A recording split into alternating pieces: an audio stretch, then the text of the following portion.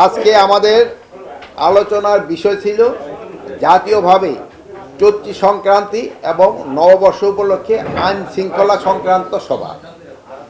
এবার সাংস্কৃতিক মন্ত্রণালয়, ঢাকা ইউনিভার্সিটি এবং পুরো সারা দেশে এই অনুষ্ঠানগুলি হচ্ছে এবং এইটার কিন্তু ব্যাপকত মানে অন্যান্য বছর থেকে এবার আরও অনেক বেশি হবে। এই জন্য আইন শৃঙ্খলা রক্ষার্থে আমাদের কী কী করণীয় আমরা ওই সব ব্যাপারে এখানে আলোচনা হচ্ছে। এবং আপনাদেরকে আমি এনশিওর করতে পারি যে ওই সময় আমাদের আইন শৃঙ্খলা আপনারা যেমন রোজার সময় দেখছেন ওই সময় ঠিক এইভাবেই চলবে। কোনো ধরনের কোথাও রকমের কোনো ঘটনা যেন না ঘটে ওই সম্পূর্ণ ব্যবস্থা আমরা নিব।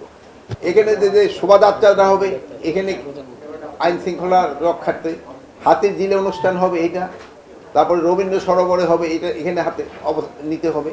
তারপরে আপনার এই সকালে যে রমনা বটমূল্যে হবে এখানে কীভাবে না হবে। তারপরে ঢাকার বাইরে বিভিন্ন জেলাগুলিতে উপজেলা লেভেলে হবে, এখানে আইন শৃঙ্খলাভাবে কীভাবে অনুষ্ঠানগুলি হবে, কোথায় হবে এগুলি নেওয়া হবে। তারপরে আপনার ওই সন্ধ্যার পরে একটা অনুষ্ঠান হবে, ওইটা ভাই হয়তো ডিটেল আপনাদের বলবো ওইটা কীভাবে আইন শৃঙ্খলা নেওয়া যায়, আইন শৃঙ্খলা ব্যবস্থা ওইগুলি ব্যাপার। কোনো ধরনের সিকিউরিটি থ্রেট নাই। মানুষেরকে আপনারা আশ্বস্ত করবেন এখানে কোনো নিরাপত্তা কোনো বিঘ্নিত হতে যেন না পারে, সব ধরনের ব্যবস্থা নেওয়া হবে। এখন আমরা যদি সব ডিটেল আপনারা দেখেন বলে দিই, এইটা যদি আবার ধরে অন্যান্যের কানে তারা তো আবার ওইটার এগেন্স্টে লেগে দেবে, সেইটার উপরে নির্ভর করে সিকিউরিটি দেওয়া হয়।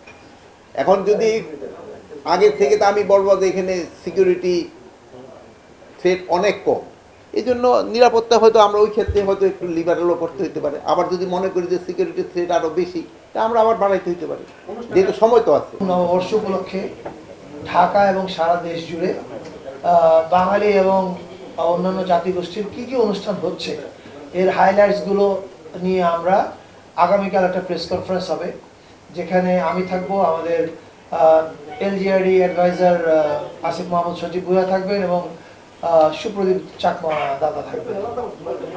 এটা হবে প্রধান উপদেষ্টার প্রেস উইং থেকে আপনাদেরকে জানানো হবে প্রেস কনফারেন্সটা কালকে কয়টায় হবে, কোথায় হবে।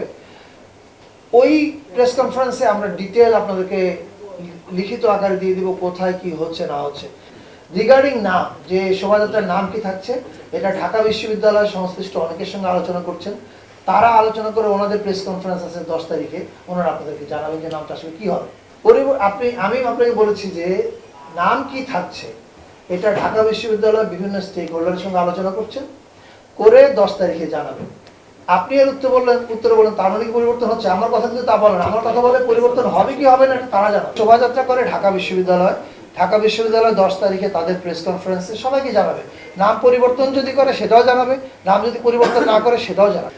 বাঙালি এবং আরো অন্যান্য জাতিগোষ্ঠী সবাই অংশগ্রহণ করছে এবার উৎসবে, এবং এটা আপনি সরকারি উদ্যোগে দেখতে পাচ্ছেন। এখনই কিন্তু বান্দরবনে মেলা চলছে আমাদের নৃগোষ্ঠীর আয়োজনে, রাঙামাটিতে চলছে, এবং চৈত্র সংক্রান্তির দিনে ছুটি ঘোষণা করা হয়েছে যাতে ভিন্ন জাতিগোষ্ঠীর মানুষেরা উৎসব করতে পারেন। এবং ঢাকার শোভাযাত্রাতে এবার শুধু বাঙালি না, আরো 26টা জাতিগোষ্ঠী অংশগ্রহণ করছে। এটা এর আগেও বলেছি আমরা।